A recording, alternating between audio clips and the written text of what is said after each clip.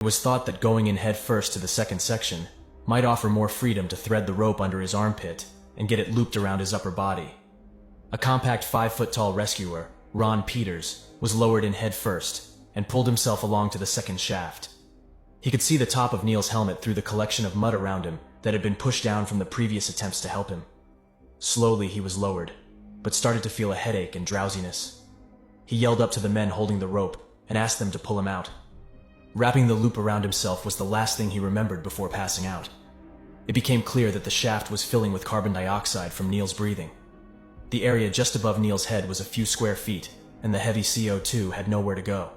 It settled in Neil's breathing space, and anyone who got close to him would fall unconscious from the lack of oxygen.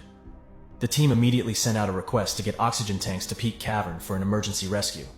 At this point, cavers from all over the area were showing up to help haul rope, tanks, or climb wherever needed. The hospital district sent dozens of tanks of oxygen, and the volunteers got to work passing the tanks down through the paths. It continued to be a challenging path every time something was brought down. The rain had picked up, and this increased the water depth and level of muddy buildup. Each caver had to dig out mud blockage just to pass through some sections of the tight tunnels. It took hours to get the tanks to the cavern where Neil was stuck. A tube was passed down to where Neil was trapped, and they attempted to fill the shaft with oxygen.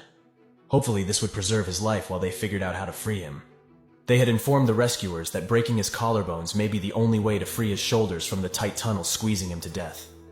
Several more rescuers made their way down to the second shaft, but encountered the foul air. 3 rescuers had passed out inside the shaft while attempting to assist Neil. This caused a frantic feeling of dread, knowing that he was squeezed between the rocks, and no one could even get close enough to touch him. The new group of cavers who had arrived tried to put a mask over their face to breathe oxygen while climbing down head first. This revealed the impossibility of the situation.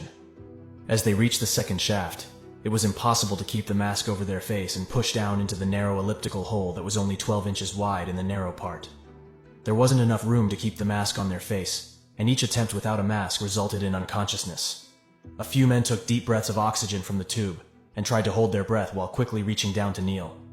In several different attempts, they were able to get a rope partially around Neil, and later a few hooks were put through his clothes, the only thing they could reach.